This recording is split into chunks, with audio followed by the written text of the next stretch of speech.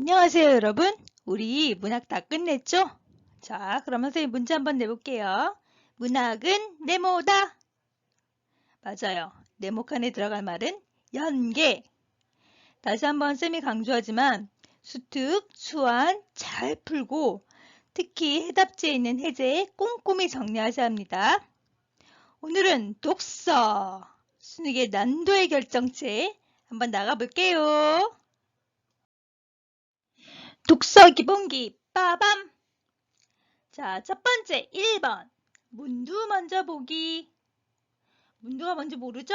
여러분 말로 바꿀게요. 문제 먼저 보란 얘기예요. 시험에서는요, 반드시 문제부터 보세요. 그럼 두 번째. 예측하기, 전략짜기. 문제만 그냥 눈으로 보는 게 아니라 그걸 보고 나서 선생님하고 문학대 했던 것처럼 순서도 결정하고 필요한 건 표시도 하고 하는 거예요. 자, 예를 들어 세부 내용을 찾는 문제가 있어요. 이런 세부 내용을 찾는 문제 같은 경우에는 선지에 핵심어에 꼭 표시를 해놓으세요. 그리고 이렇게 기억과 A 같이 부분적인 문제가 있어요. 그거는 요거 읽자마자 실시간으로 문제를 풀어줘야 돼요. 그리고 끝까지 읽고 나고 나서 푼 문제도 있어요. 뭐 이런 것들은 잠깐 얘기하면 뭐 가장 적절한 건 뭐 이런 문제들이 있거든요. 이거는 끝까지 모으고 풀 문제들이에요. 자, 3번 별표. 자, 요게 아마 여러분들이 익숙하지 않을 거예요. 첫 번째, 단락별로 끊어 읽어주세요. 반드시 독서는 지문에 문단을 나눠주시고 그 문단별로 끊어서 읽어야 돼요. 왜 그러냐면 점점 독서가 정보량이 많아요. 끝까지 읽고 풀면 기억이 안 남아요. 그래서 문단별로 읽고 그 다음에 실시간으로 문제를 풀어주세요. 그 다음에 요거 선생님 꼭 강조하고 싶어요. 지문에 표시를 남기세요. 선생님 같은 경우에 뭐 개념화에 동그라미를 치거나 어떤 개념과 어떤 개념이 조금 대비적인 개념이면 이렇게 표시도 하기도 하고요. 차이점이 있을 땐 밑줄도 긋고 물결도 표시하고 뭔가 표시를 남겨놔요. 그러면 나중에 기억하기가 쉬워요. 자, 요 아래에 있는 문제 유형은 꼭 보시고 선생님의 뼈 같은 팁들이에요. 이런 팁들도 한번 봐주세요.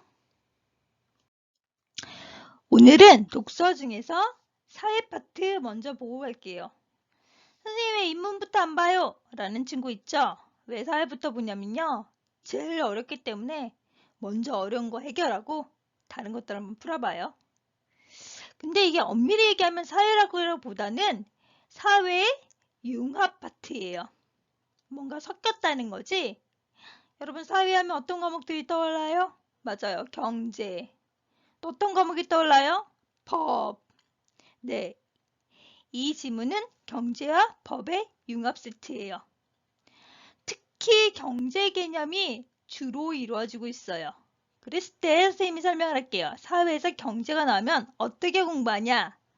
첫째, 경제 개념 모르겠죠? 그래서 반드시 여러분들은 그 지문에 있는 경제 개념이 나오면 이해를 하셔야 돼요. 그 다음에 둘째, 경제라는 건 뭔가 돌아가는 작동 원리가 있어요. 그렇기 때문에 그거의 원리, 그거의 방법 반드시 체크해야 돼요. 근데 이 원리 방법 같은 경우에는요, 보통 세 개로 나눠져요. 첫 번째는 문장으로도 보여줘요. 예를 들어, 뭐뭐일수록, 뭐뭐하도록, 뭐뭐하다.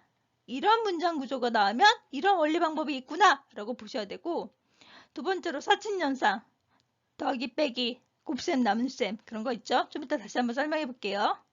그리고 표, 그래프 이렇게 되어 있어요. 조금 구체적으로 얘기할게요. 이 지문이 어려웠던 이유는 저 모든 원리 방법을 다 사용해서 글이 쓰여져요.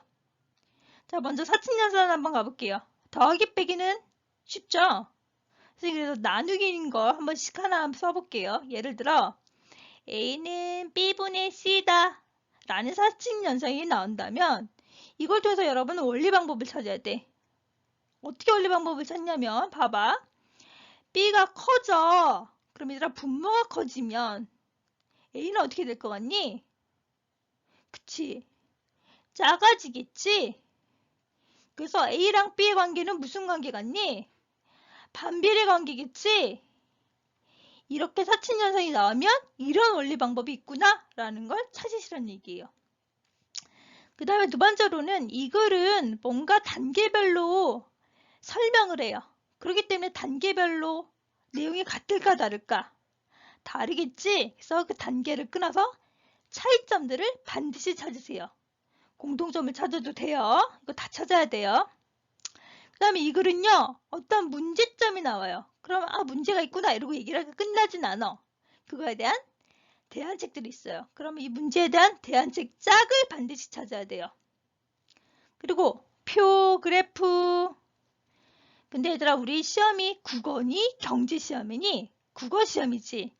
그래서 표나 그래프에서 글자가 쓰여진 부분을 봐야 돼요. 그 글자 쓰여진 부분은 그래 제목 파트라든지 아니면 항목 파트라든지 그거를 잘 보시고 가세요. 만약에 그래프라면요. 뭐 X축, Y축의 항목들 보시면 됩니다. 요 아래 문제에 대한 설명은 선생님이 직접 실제적인 문제 보면서 설명해 드릴게요. 자, 선생님이 이제 독서에서 어떻게 문제를 보는지 보여드릴게요. 37번. 윗글에 내용 전개 방식으로 가장 적절한 것은 자, 잠깐 팁을 하나 주자면 내용 전개 방식은 모든 독서 지문에 나오는 게 아니라 문항이 가장 많은 독서 지문에 딱 한 문제가 출제됩니다. 그리고 여기서 포인트는 가장 적절한 거. 얘들아, 이 가장 적절한 거라는 거는 정답이 몇 개가 있다는 거니? 한 개가 있다는 거지. 그러면 다시 얘기해볼게. 정답 하나를 굳이 문제를 만들겠다는 건 이 글의 핵심을 물어보겠다는 거지. 그러면 핵심을 물어보겠다는 건 끝까지 읽고 핵심이 뭔지 파악할 수밖에 없죠. 선생님 말하고 싶은 게 뭐냐면 가장 적절한 거는요. 핵심을 물어본다. 핵심을 물어보기 때문에 끝까지 보고 나서 풀어야 될 문제다. 그럼 38번 가볼게요. 윗글에서 알 수 있는 내용으로 적절하지 않은 것은 자, 얘들아 이거 적절하지 않대. 그럼 얘들아 니네가 얘기해봐. 정답이 몇 개니? 4개겠지. 옳은 게 4개지. 그러면 옳은 걸 4개까지 한다면 여기저기서 다 끌어와야 되겠지. 그럼 이건 끝까지 보는 게 아니라 그래. 실시간으로 문단별로 풀어야 되는 거야. 그리고 내용을 묻는 문제 같은 경우엔 여러분들이 핵심어를 미리 선지해서 찾아놓는 게 좋아요. 그럼 38번에 1번에 선생님은 조약, 2번에는 새로운 바질 예방, 3번에는 딱딱한 법, 4번에는 뭐가 있을까? 뭐 국제기구의 결정, 5번에는 바젤 기준, 뭔가 익숙하지 않은 게 내용이겠죠. 예, 그런 것들 체크해 놓고 조약 나왔네, 딱딱한 법 나왔네, 그럼 그때그때 실시간으로 단락별로 확인하시면 돼요. 자, 39번. 선생님은요, 39번 문제 참 좋아요. 왜 그러면 요즘 트렌드거든요. 뭐냐면 차이점을 찾는 문제예요. 선생님 어떻게 차이점을 찾는 줄 알아요? 자, 알려드릴게요. 1번 봐봐. 바젤 1, 2번에 바젤 2, 3번에도 4번에도 바젤 2, 그 다음에 5번에 바젤 3. 뭔가 나눠지는 게 보이니? 그러면 느낌상 이게 바젤 1, 바젤 2, 바젤 3에 대해서 설명하고 그들의 차이점, 그리고 그들의 공통점 문제구나. 이런 문제 한번 체크해 보세요. 자, 그 다음에 40번. 엄청 난도 어려웠던 문제예요. 근데 우리는 국어 시험이기 때문에 글자 버렸죠.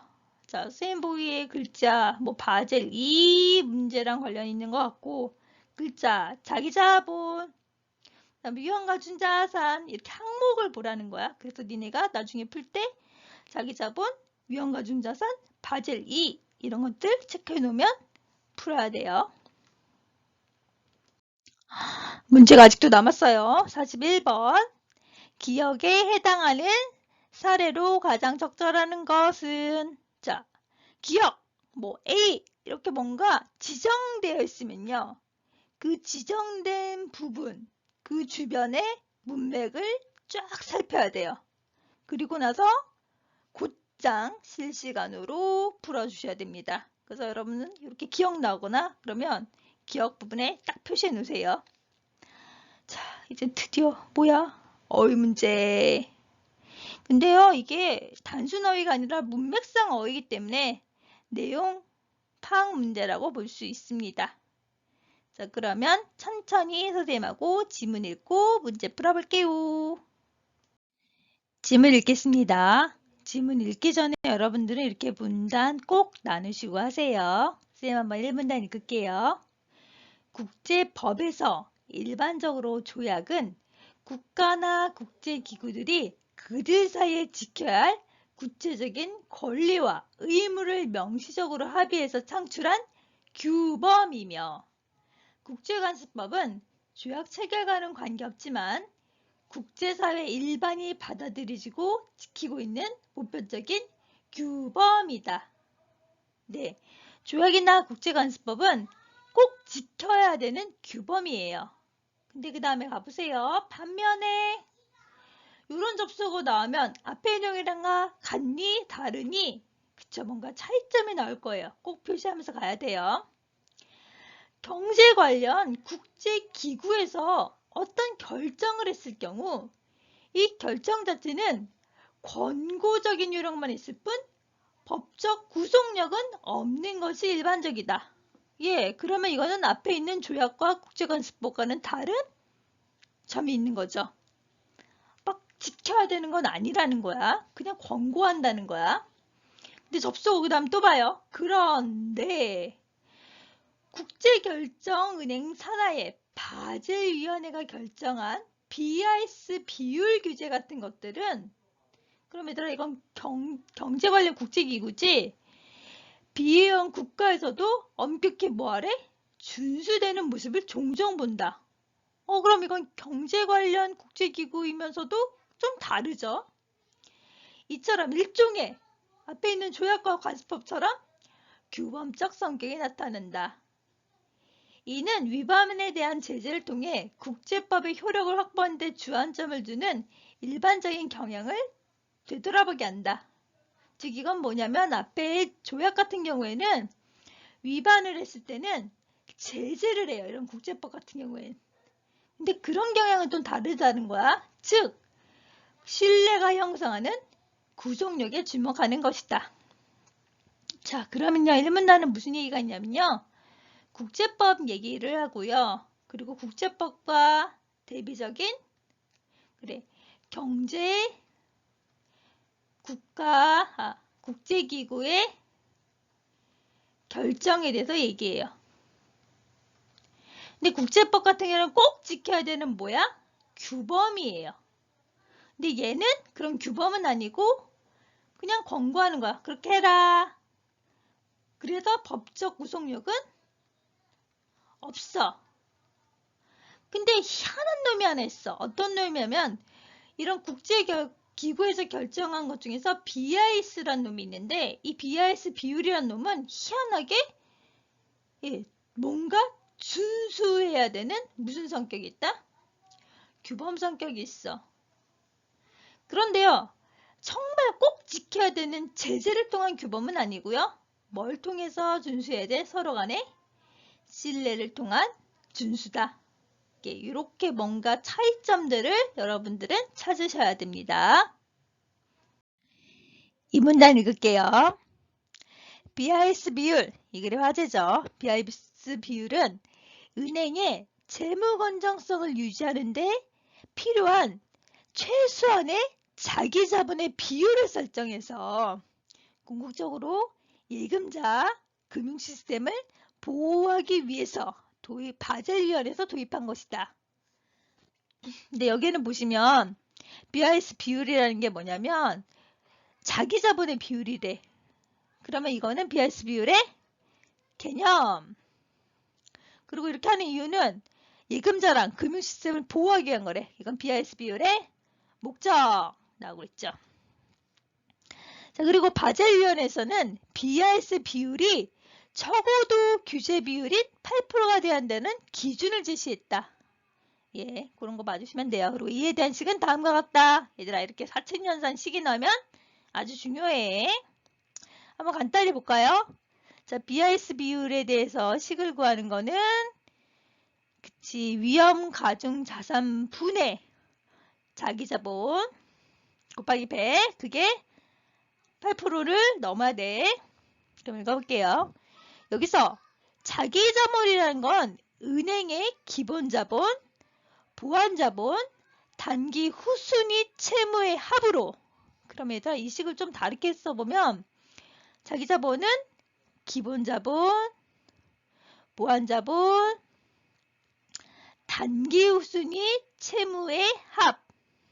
이게 자기자본, 자기가 갖고 있는 자본이고, 그 다음에 위험가중 자산은 보유 자산에 각 자산의 신용 위험에 대한 위험 가중치를 곱한 값들의 합. 네, 그럼 이거는 보유 자산, 자기가 갖고 있는 보유 자산에 곱하기 뭐? 위험 가중치의 합. 그런데 위험 가중치는 자산 유형별 신용 위험을 반영한 것인데 OECD 경우 국채는 0, 회사채는 100으로 획일적으로 부여했다. 얘들아, 이런 말 되게 중요해. 뭐냐면 이거는 이렇게 하는 방법이지. 꼭 문제 내거든. 그럼 여기 한번 이게 무슨 얘기냐면요. 여기 위험 가중치를 볼 때 OECD는 두 가지로 해요. 국채 같은 경우는 몇 프로로 획일적으로? 0%. 회사채는 100%. 네, 요거 기억하세요. 그리고 이후 금융자산의 가격 변동에 따른 시장 위험도 반영해야 한다는 요구가 커지자 바젤위원회는 이런 위험 가중 자산을 신용 위험에 따른 부분과 시장 위험에 따른 부분의 합으로 새로 정했다. 그럼 얘들아 뭐냐면 이 위험 가중 자산을 이렇게도 보기도 하고 또 위험 자산은 그래 신용에다 신용 위험 플러스 시장 위험 이렇게 보기도 했다는 거야. 자, 근데 신용 위험과는 달리 시장 위험의 측정 방식은 감독기관의 승인하에 은행의 선택에 따라 사용할 수 있게 하여 바젤 1 협약이 완성되었다. 네, 그럼 요거랑 요거의 차이점이에요. 신용과 시장. 근데 시장은 어떤 차이점? 그래, 시장은 감독기관이 승인하면 은행이 선택할 수 있대. 그리고 우리는 지금까지 이거 바젤 몇 협약? 1협약에 대한 얘기입니다. 여러분들 요 BIS 비율 반드시 한번 생각해보고 자기자본 어떻게 계산하는지 위험가중자산 어떻게 계산하는지 그리고 이런 것들 기억해주세요. 3문단 읽을게요. 금은혁신의 진전으로 바젤 1협약에 한계 문제점이 드러나자 2004년에 바젤 2협약이 도입됐다. 그럼 얘들아 이제부터는 바젤 1이 아니라 바젤 2. 여기에서 BIS 비율의 위험 가중 자산은 신용 위험에 대한 위험 가중치의 자산 유형과 또한 신용도를 모두 고려하도록 뭐했다? 수정되었다. 얘들아 이거 뭔가 변했지. 그치? 위험 가중 자산에 요거 두 개를 고려하게 바뀌었네요. 그리고 신용 위험의 측정 방식은 표준 모형이나 내부 모형 가운데 하나를 이 은행이 이용할 수 있게 되었다. 얘들아 두 개가 나오면 분명히 차이점이 있을 거야. 표준 모형에서는 OECD 국가에서 국채는 0에서 150까지, 회사채는 20에서 150까지 위협가중치를 구분해서 신용도가 높을수록 낮게 부과한다. 그럼 얘들아 뭐가 니네 좀 느낌이 오지 않니? 아까 전에는 여기 보면 바젤 1 같은 경우에는 좀 구분해야 될 것 같은데 바젤 1 같은 경우에는 좀 잠깐 선생님 써볼게. 바젤 1은 뭐였지? BIS가? 그치. 위험가중자산 그리고 자기자본 이게 8% 이상이었지? 그리고 위험가중자산에는 그치 보유자산에다 그리고 위험가중치를 했지. 그런데 문제는 이 위험가중치를 획일적으로 했지.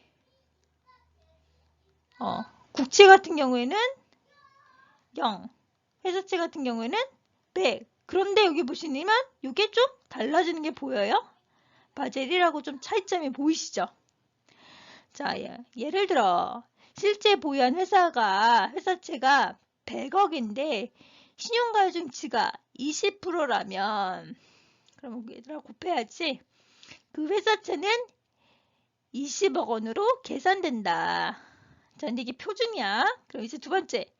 내부 모형은 은행이 선택한 위험 측정 방식을 감독기관의 승인하에 은행이 사용할 수 있도록 하는 것이다. 이거 니네 어디서 많이 본 것 같지 않아? 은행이 선택해서 뭐 감독기관. 뭐 같아? 뭐랑 되게 비슷해? 그치, 바젤 1협약에 나왔던 그래, 시장 위험 그쵸? 시장 위험에 대한 거 측정 방식 그럼 똑같죠? 그러면 이거 뭔가 얘랑 뭐가 느껴져? 공통점이 느껴지지. 이런 것들도 잘 체크해 놓으셔야 돼요.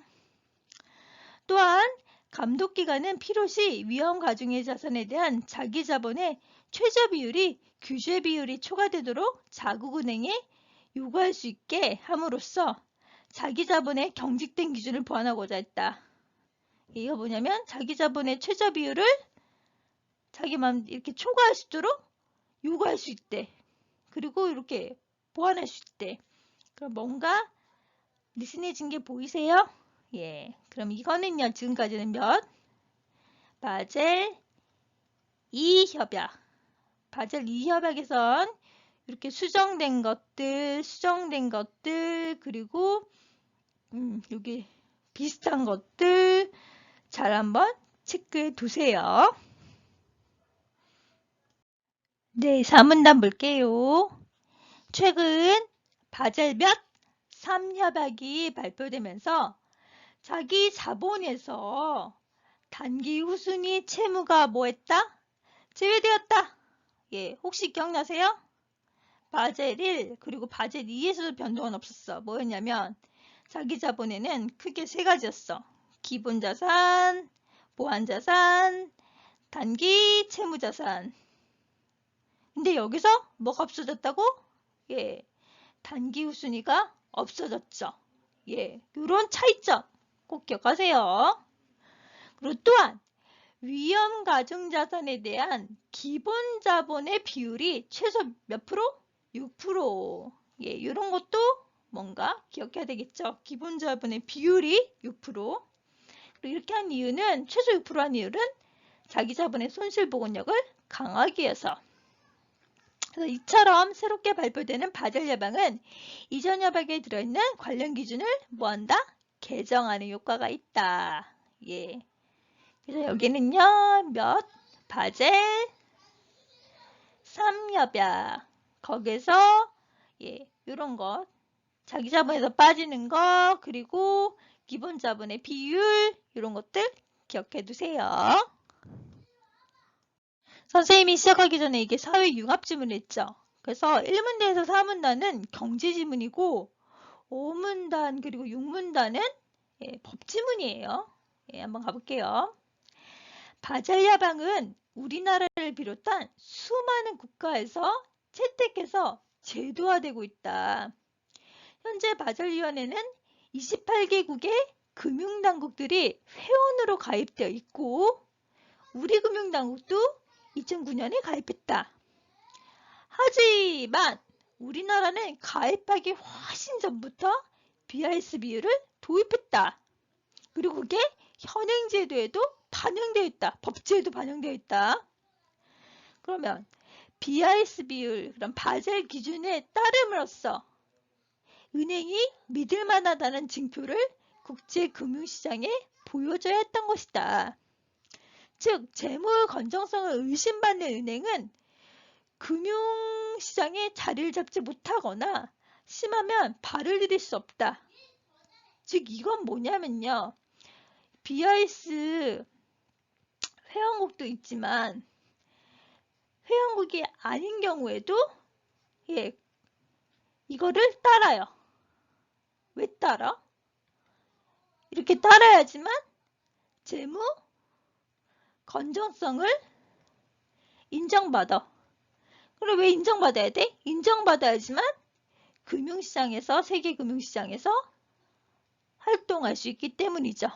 그래서 우리나라 같은 경우에도 이미 가입하기 전부터 현행제도로 이런 것들을 했다. 이런 얘기가 있네요. 자, 그 다음에 6문단 가볼게요. 바젤위원회에서 금융감독 기준을 협의해서 제정한다. 그 헌장에는 회원들에게 바젤 기준을 자국에 도입할 의무를 부과한다. 하지만 바젤위원회가 초국가적인 감독 권한이 없으며 그에 따라 법적 구속력이 없다는 것 또한 밝힌다. 이거 우리 맨 처음 1문단 보시면요. 뭘 했냐면 규범에 대해서 얘기했어. 국제법 같은 규범하고 그리고 경제기구가 시행하는 것들에 대한 이런 차이점을 얘기했지. 근데 문제는 이런 경제기구에서 하는 결정. 이게 바로 BIS였지. 그러니까 이 BIS도 당연히 뭔가 의문에 있지만 법적 구속력, 규범은 아니다. 이 얘기하는 거예요. 자, 바젤 기준은 100개가 넘는 국가가 채택하여 따른다. 이는 국제기구의 결정에 형식적으로 구속을 받지 않는 국가에까지 자발적으로 받아들여 시행하고 있다는 것인데 이것을 우리가 문제로 나왔던 말랑말랑한 법이다. 자, 그럼 말랑말랑한 법이 뭔지 다시 얘기해 볼게. 그 바로 위를 봐봐. 다시. 국제기구의 결정을 형식적으로 구속받지 않는 국가. 그럼 얘들아, 이거는 회원국이니? 아니지. 비회원국에서도 이거를 뭐 한다? 자발적으로 한다.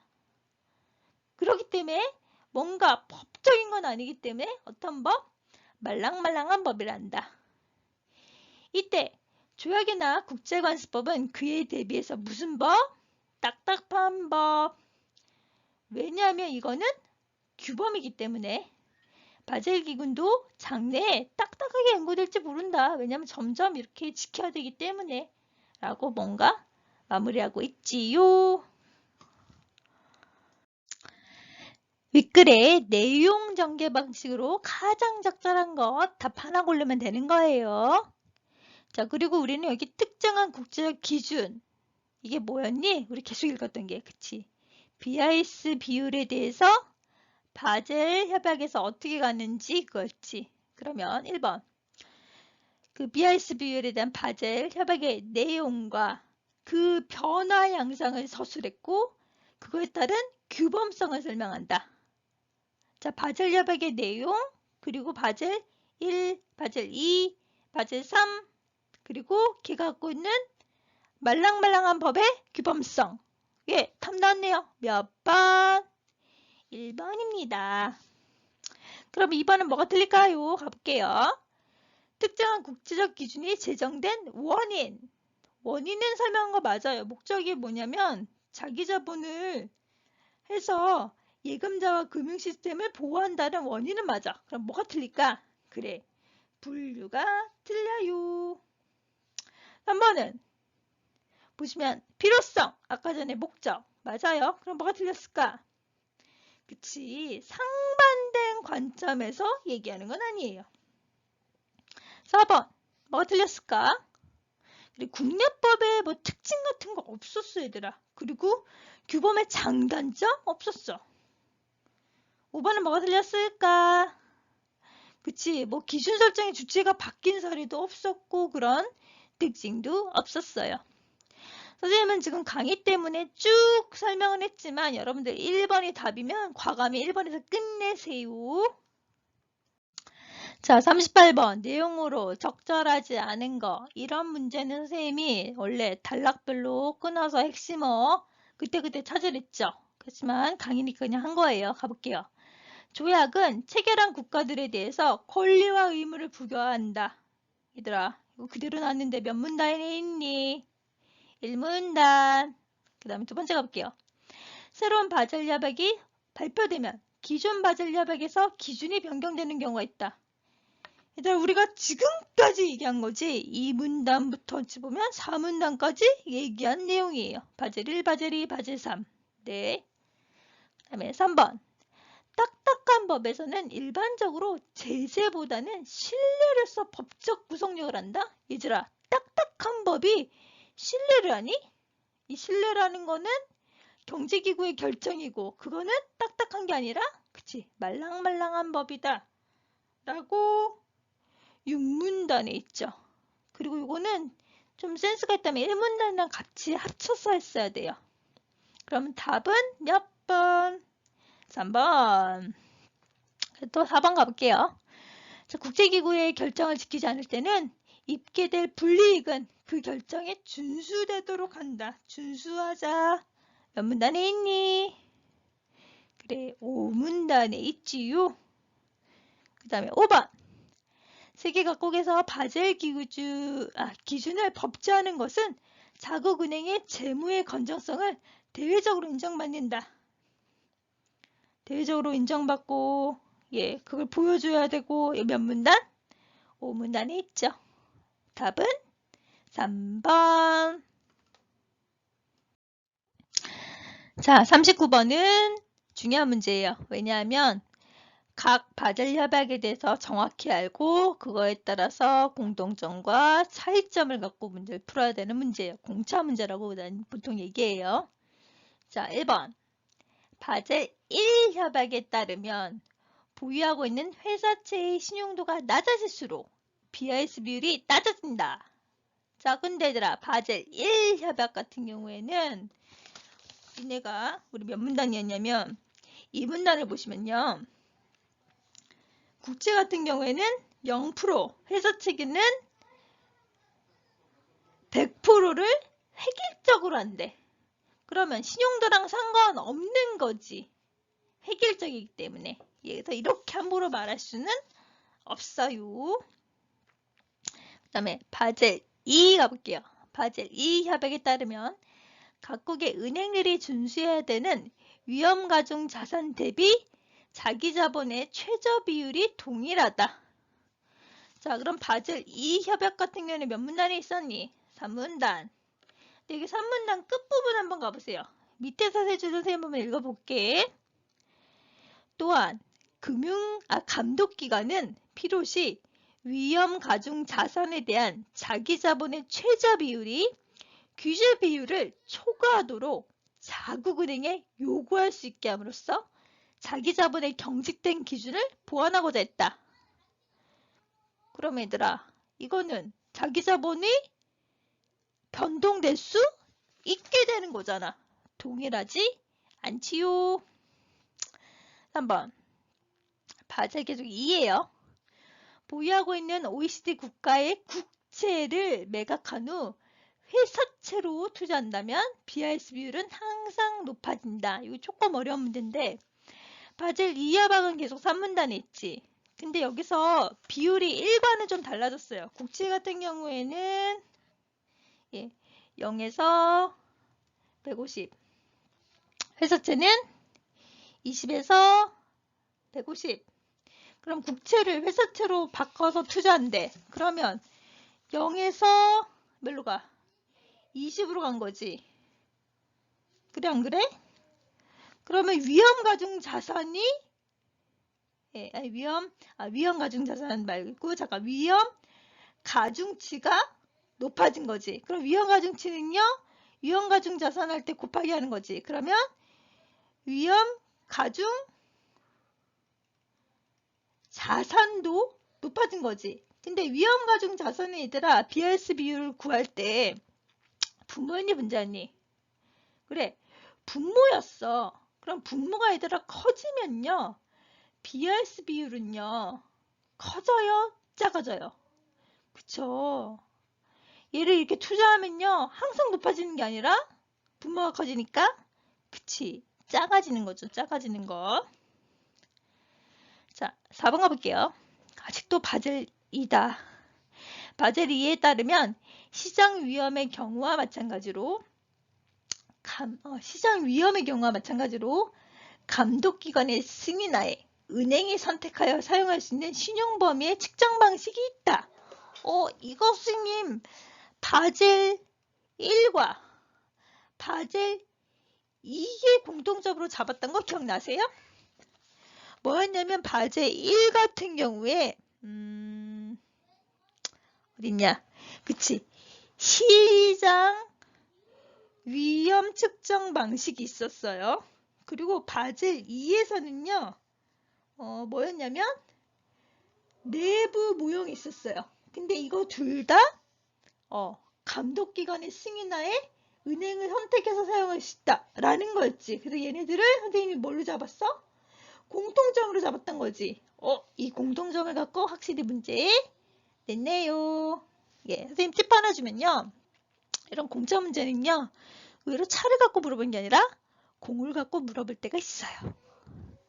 자, 이제 드디어 바젤 3 가봅시다.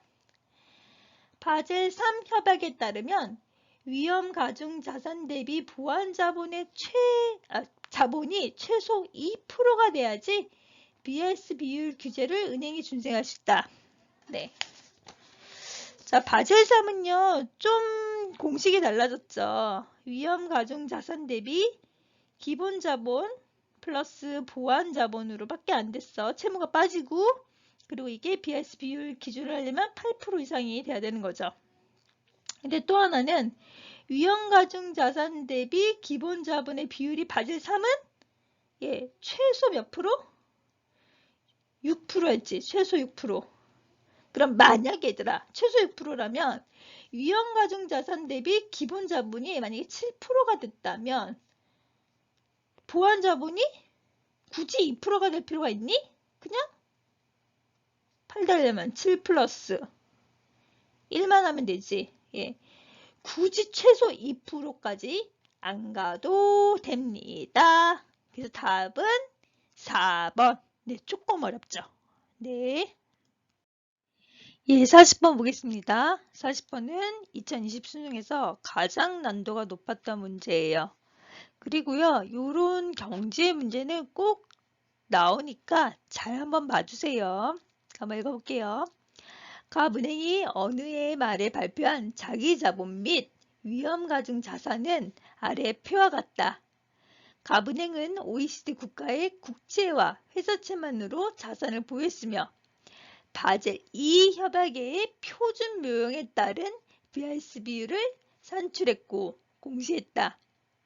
이때 회사채에 반영된 위험 가중치는 50%다. 그 외의 자본 및 자산은 모두 무시한다.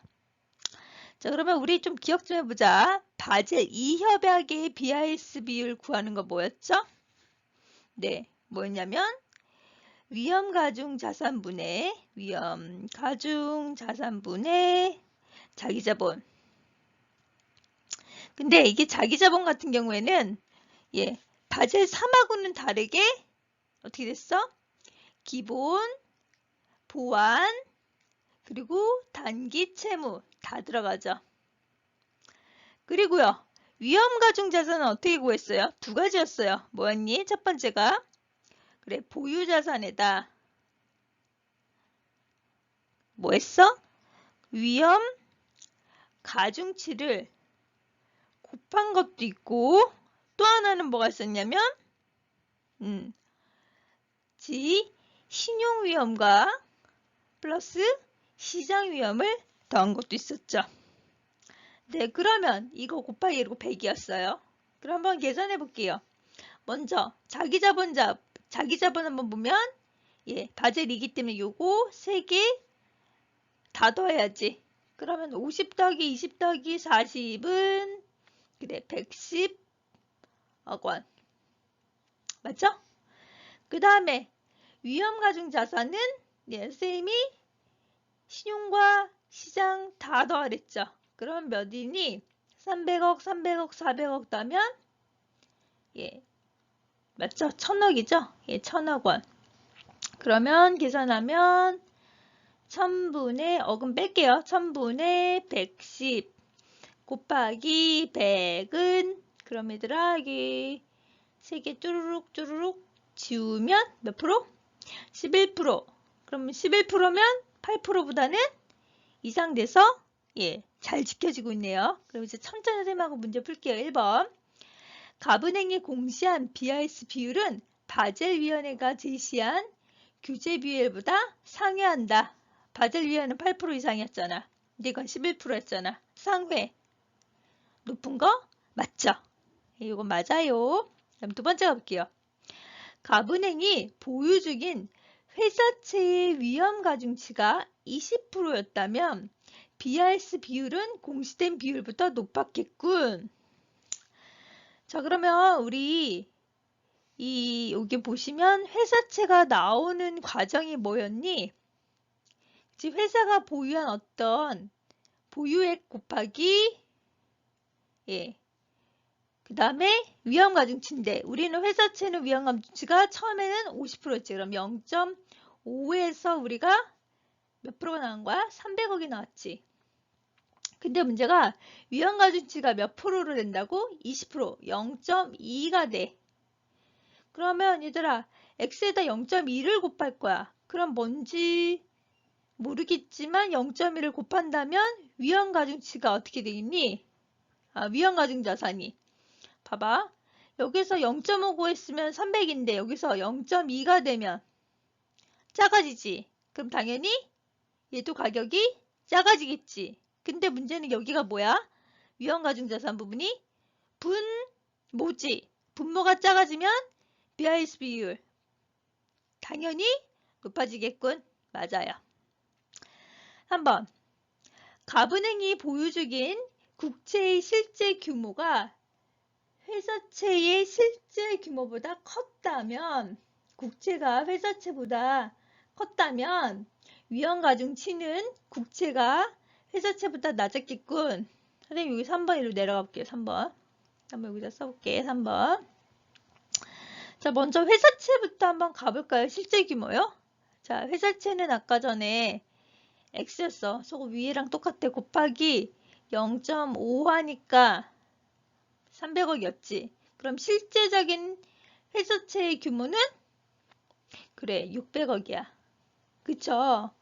근데 국채의 실제 규모가 컸대. 그럼 600보다 X가 이 600보다 커. 그런데 거기다 어떤 값을 곱할 거야. 곱하면 그게 몇 억이 된다고? 보니까 국채도 300억이지. 똑같지? 그러면 얘가 커진다면 당연히 이 부분은 0.5보다는 어떨 것 같니? 얘가 커져. 당연히 줄어들겠지. 이해돼? 그래서 국채가 회사채보다 낮았겠군. 낮았겠구나. 맞아 틀려? 네, 맞습니다. 자, 4번 가볼게요. 갑은행이 바젤 1이야. 바젤 1 협약의 기준으로 신용위험에 따른 위험가중자산을 산출한다면 회사채는 600억이군. 아까 전에 회사채 600억 찾았어요. 그리고 바젤 1은요. 회사채를 획일적으로 몇 프로 곱해? 100% 곱하지. 그럼 당연히 600억 맞죠?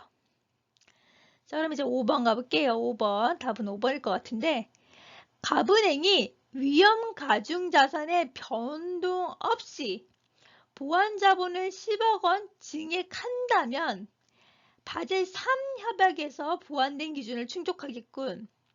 얘들아, 바젤 3 협약은요. 첫 번째, 기본자본 플러스 저 단기우순이 빠진 보완자본 그거에서 위험가중치지. 그러니까 위험가중자산이지. 근데 문제는 여기 보완자본이 10억 원이 플러스가 될 거야. 그런데 문제는 바젤 3 협약의 보완된 기준은 뭐냐면 이 위험가중 자산 대비 기본 자본이 최소 그치 6% 이상이야. 최소 6%. 근데 얘들아 계산해 볼게. 위험가중 자산은 아까 전에 우리 몇이었지? 1000이었지. 그리고 기본은 50이지. 곱하기 100 할 거야. 그러면 요거 지워버리고 그러면 얘들아 5%야. 그럼 5%면 얘를 늘리든 안 늘리든 충족할 수 없는 거죠. 예, 그러면 답은 몇 번? 4번입니다. 네, 요거는 천천히 여러분들이 한번 다시 풀어보세요. 그 다음에 41번. 기억에 해당하는 사례로 가장 적절한 것은 선생님이 기억 이렇게 부분 나오면 그 부분 주의로 가르치. 그리고 거기서 하나 더 얘기할게. 기억에 해당하는 부분을 짝을 지어주세요. 앞뒤 맥락에 대응되는 짝이 있을 거예요. 그 짝을 한번 지어볼게요. 그럼 선생님 기억 부분 한번 읽어볼게. 어디냐면 말랑말랑한 법의 모습이라 설명하기도 한다. 자, 그러면 여기 선생님이 앞부분을 가볼게요. 기억 앞부분에 뭐가 있냐면 말랑말랑한 법을 꾸며주는 말이 이는 국제기구 결정에 형식적으로 구속을 받지 않는 국가에서도 자발적으로 받아들여 시행하는 거. 이게 말랑말랑하다. 그러면 얘들아 이거를 나눠봐. 국제기구 결정에 형식적으로 구속받지 않는다. 그럼 얘들아 저기 구속에 받지 않는다는 건 회원국이니 비회원국이니? 그치? 구속받지 않으면 비회원국이 자발적으로 받아들인다. 라는 말은 그치? 저기 바젤 기준을 자발적으로 받아들인다 라는 말이겠지. 여기 앞뒤 보면. 그럼 얘들아 그거에 관련된 거 찾아봐. 비회원국이 바젤 기준을 충족한다. 답은 몇 번? 그래 5번이죠. 자 그러면 이제 42번 가볼게요. A에서 E와 바꿔쓰기에 적절하지 않은 거. 원래는 중간중간에 갔어야 돼. A 부분 보면 이 부분이야. 고려하도록. 자, 그러면 앞부분 한번 가볼게. 위험가중자산은 신용위험에 대한 위험가중치에 자산의 유형과 신용도를 모두 고려하도록, 모두 반영하도록. 맞아 틀려? 맞지? 자, B 가볼게요. 규제 비율을 초과하도록. 그러면 그 B 바로 위에 한번 더 가볼게. 위험가중 자산에 대한 자기 자본의 최저 비율. 얘들아 위험가중 자산에 대한 자기 자본의 최저 비율은 BIS 비율이지. BIS 비율은 몇 프로? 8%. 그거를 초과 넘도록. 맞죠? 자, 그 다음에 C 가볼게요. C. 발을 들이지 못할 수 있다. 그럼 옆에 가봐. 국제금융시장에 자리를 잡지 못하거나 심하면 발을 못 들인다. 어디에 발을 못 들이겠어? 그치? 금융시장에 발을 못 들이는 거지. 그러면 바젤위원회에 가입하지 못한다는 말은 아니지. 그럼 답은 몇 번? 예, 3번이에요. 그래도 계속 갈게요. D. 법적 구속력이 없다는 거. 이거 조금 어려운 문제네. 얘들아, 이거는 1문단에서 선생님 뭘 얘기를 했냐면, 국제법이랑 또 하나가, 예, 경제 관련 기구가 결정하는 것들. 이런 얘기를 했어. 그랬을 때, 국제법은 뭔가 법률적이고, 그리고 규범적이고, 뭔가 제재적인 거. 하지만 이거는 뭐 하는 거? 권고하는 거, 그리고 신뢰하는 거, 이런 거랬지. 그럼 얘기해봐. 법적 구속력이 없다. 다른 말로? 요 얘기지. 그러면 권고하거나 신뢰하는 거지. 권고적 효력뿐이다. 당연히 맞죠. 그 다음에 2 가볼게요. 딱딱하게 응고될지 모른다. 얘들아 그럼 바로 위에 가봐라. 딱딱한 건 딱딱한 법이고 딱딱한 법은 조약이랑 관습법이지. 그러면 요 말이 당연히 맞죠. 답은 몇 번? 네, 3번입니다. 네, 오늘은 조금 많이 어려웠어요. 여러분들이 선생님 강의 한번 천천히 다시 들어보고 문제 천천히 한번 다시 풀어보세요. 이렇게 독서는요. 여러분 스스로 풀면서 머리를 쓰는 연습을 해야 돼요. 한번 다시 해보세요. 다음 시간에 만나요. 안녕.